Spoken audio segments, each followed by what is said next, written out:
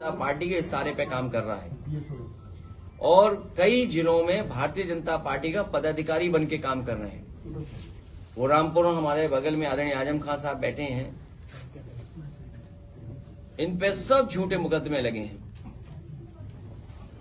इतनी परेशानी, तकलीफ और इस तरह का अन्याय किसी भी राजनीतिक परिवार के साथ नहीं हुआ होगा जितना इनके साथ हुआ है। आज जब मैं आपसे मिल रहा हूं, बात कर रहा हूं, सुबह सुबह मेरे घर पर एक परिवार आया और रोता हुआ आया कि रात में उनके परिवार एक समाजवादी पार्टी के पूर्व में रहे प्रत्याशी उसको उठा लिया है पुलिस ने। मैं लखनऊ से चल करके बरेली, बरेली से चल करके रामपुर और रामपुर से मुरादाबाद तक मैं फोन मिलाता रहा हूं, लेकिन अभी तक पुलिस कप्तान का फोन नहीं उठा। सोचिए, अगर पुलिस के अधिकारी भारतीय जनता पार्टी के पदाधिकारी बन जाएंगे, उनसे क्या न्याय की उम्मीद करेंगे आप? और ये एक घटना नहीं है। झांसी में दीपक यादव जो घटना में नहीं था, कहीं मौजूद नहीं था, सीडीआर में कहीं नहीं। आजकल तो इतना कुछ है, साइंटिफिकली आप टेक्नोलॉजी से प्रूव कर सकते हैं कौन कहां किस समय था। वो मौके पे नहीं है, उसको जेल भेज दिया। ईडी, सीबीआई, जितनी भी संस्थाएं वो सब पीछे लगा दी। रमाकांत यादव, मैं कितने नाम लूं जो समाजवादी पार्टी के लोग। मैं इन्हीं भारतीय जनता पार्टी के लोगों से पूछना चाहता हूं, LIC, state bank of India और न जाने कितनी संस्थाओं का पैसा अपने सबसे प्रिय उद्योगपति को लगा दिया। आज कई लाख करोड़ का घाटा हो गया है। क्या उन अधिकारियों को भी जेल भेजा जाएगा जिस तरीके से प्रोविडेंट फंड को भेजने वाले अधिकारियों को सालों साल जेल रखा गया था? क्या भारतीय जनता पार्टी SBI, क्या भारतीय जनता पार्टी LIC के बड़े अधिकारियों को जेल भेजेगी?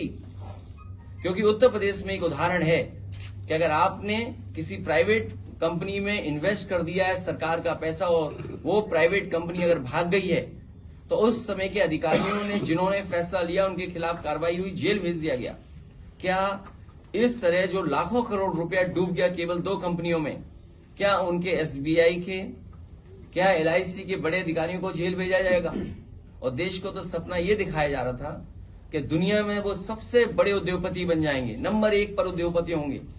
लेकिन आज जब सूची देखते हैं तो 20 की सूची में भी वो नाम नहीं आ रहा है। आखिरकार कितना झूठ बोलेगी ये सरकार? उनकी तो वैल्यूएशन गई है, लेकिन जिन लोगों ने पैसा इन्वेस्ट किया था उन आम लोगों का पैसा चला गया। और ये सरकार कहती है कि हम इन्वेस्टमेंट के जो MOU हो रहे हैं वो सच MOU हो रहे हैं, और सच्चाई तो ये है कि भारतीय जनता पार्टी के लोग कागज लेकर के घूमते हैं और कहीं कोई अगर टाई पहने और सूट पहने दिख जाए उससे MOU कर लेते हैं। 5 लाख करोड़ का तो जमीन पे पहुंचा नहीं, अब तैयारी है न जाने कितने लाख करोड़ की, तो क्या जमीन पर पहुंचेगा? ये भारतीय जनता पार्टी जनता को धोखा दे रही है। जिस तरीके से नंबर 1 पे उद्योगपति पहुंचाने का सपना दिखाया था, वो पता नहीं उद्योगपति कहां पहुंचेंगे। और अभी तो शेयर गिर रहे हैं, पूरी सरकार लगी है बचाने में, पूरा तंत्र लगा हुआ है बचाने में, पूरी फाइनेंशियल इंस्टीट्यूशंस लगी है बचाने में। तो सोचिए, जब एक उद्योगपति के साथ इतनी इंस्टीट्यूशंस हों वो नहीं बच पा रहा है, तो और आम व्यापारी उद्योगपतियों का क्या होगा? जब देश का इतना बड़ा उद्योगपति डूब रहा है, तो उस इन्वेस्टमेंट के बहाने उत्तर प्रदेश में कौन इन्वेस्टमेंट करने आएगा?